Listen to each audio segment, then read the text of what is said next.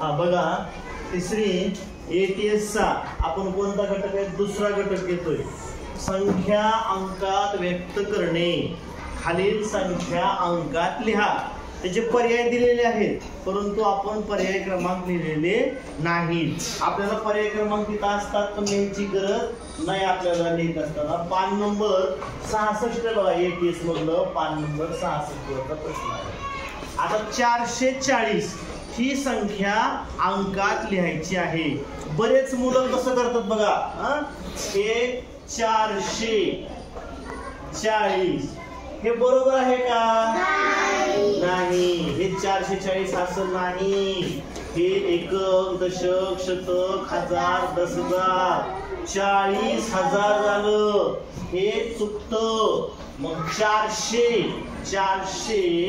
हे 400 अधिक 40 म्हणजे 440 हे उत्तर बरोबर येतं.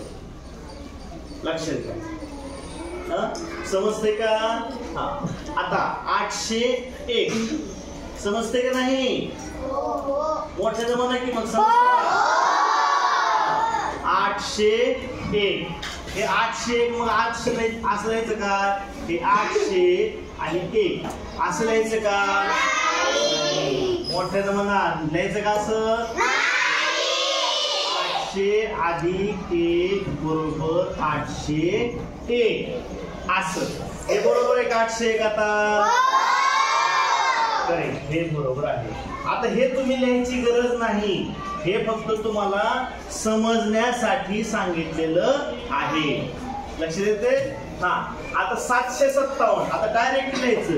हे 757 700 बघा. हे 700 अधिक 57 बरोबर 757. वाटलं तर तुम्ही अशी बेरीज करा. 700 अधिक 57 7 5 7 बघा 7 5 7 आली का नाही? 757. लक्षात येते? हे सोपं आहे. आता 950 हे तर गेल्या वेळेस करेक्ट. 950 950 950 सव्वा 525 525. ज्याला उत्तर येते त्यांना सांगायचं. पटकन उत्तर सांगितलं तरी सुद्धा चालतं.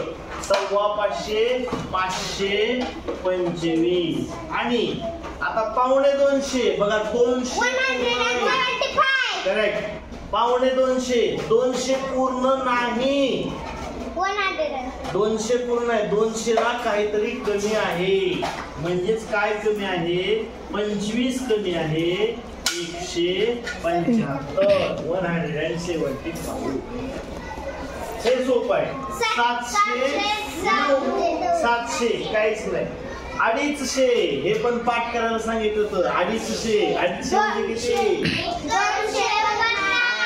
करेक्ट. 250 म्हणजे 250. आता हे अर्धा हजार हे समजण्यासाठी गेल्या वेळेस सारखं आपल्याला बघावं लागेल. हे आहे 1000. किती आहे? किती आहे? 1000ला अर्ध केलं तर काय होईल? करेक्ट.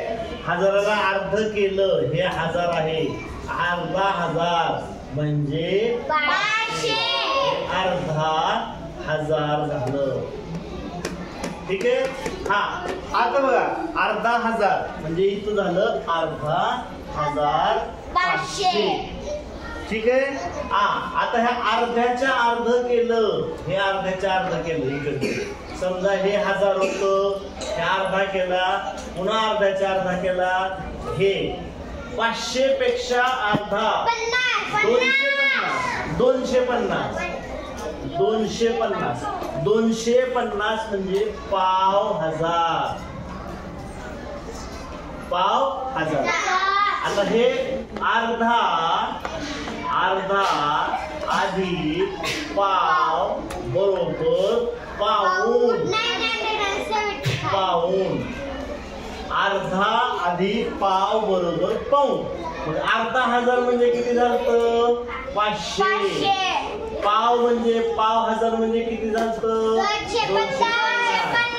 पाऊण म्हणजे किती झालं 750 75 पाऊण म्हणलं की 75 लक्षात ठेवायचं पण 1000 आहे का 100 आहे ते लक्षात घ्यायचं 750 अर्धा हजार 500 पाऊण हजार 750 900 कुठं आणलं तू 900 नाही इथं बघा ना अर्धा हजार किती आहे 500 पाव हजार किती आहे 250 अर्धा अधिक पाव बरोबर पाऊण कळलं म्हणा अर्धा अधिक पाव बरोबर पाऊण